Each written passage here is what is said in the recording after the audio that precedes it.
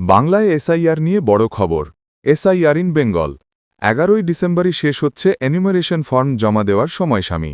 তারপর 16ই ডিসেম্বর প্রকাশিত হচ্ছে খসড়া ভোটার তালিকা বা ড্রাফট ভোটার লিস্ট। আর সেদিন থেকেই শুরু হচ্ছে হিয়ারিং, অর্থাৎ 16ই ডিসেম্বর থেকেই শুরু হয়ে যাবে হিয়ারিং। খসড়া ভোটার তালিকা নিয়ে অভিযোগ ও তার নিষ্পত্তি নিয়ে চলবে হিয়ারিং। কোথায় হবে হিয়ারিং? শুধুমাত্র জেলাশাসকের দফতরেই এই হিয়ারিং হবে। পঞ্চায়েত অফিস, ব্লক অফিস সহ অন্য কোথাও এই হিয়ারিং হবে না। একমাত্র জেলাশাসকের দফতরেই করতে হবে এসআইআরের হিয়ারিং। এমনটাই নির্দেশ নির্বাচন কমিশনের। কমিশন সূত্রে আরও খবর, হিয়ারিংকে সম্পূর্ণ ওয়েবকাস্টিং করতে হবে এবং তা সংরক্ষণ করতে হবে। আর এই নিয়েই এখন তোড়জোড় চলছে গোটা রাজ্যের সব ডিইওদের দফতরে। বাংলায় কমিশনের 5 স্পেশাল রোল অবজারভার। ওদিকে এনুমেরেশন ফর্ম জমা শেষ হওয়ার আগে এদিনই কলকাতায় এসে পৌঁছলেন বাংলার জন্য নিযুক্ত 5 বিশেষ পর্যবেক্ষক।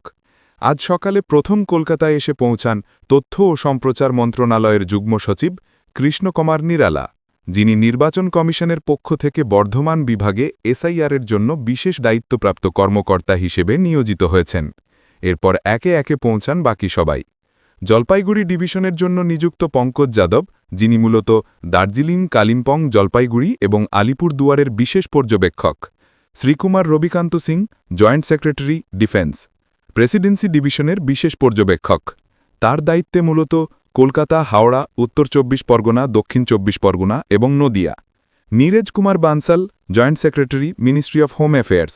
তিনি মেদিনীপুর ডিভিশনের দায়িত্বে, অর্থাৎ 2 মেদিনীপুর, ঝাড়গ্রাম, বাঁকুড়া এবং পুরুলিয়ার স্পেশাল রোল অবজারভার তিনি। আর Alok Tiwari, joint secretary, economy affairs, আছেন মালদাহ ডিভিশনের দায়িত্বে। মালদাহ, মুর্শিদাবাদ, উত্তর দিনাজপুর এবং দক্ষিণ দিনাজপুরের বিশেষ পর্যবেক্ষকের দায়িত্বে তিনি।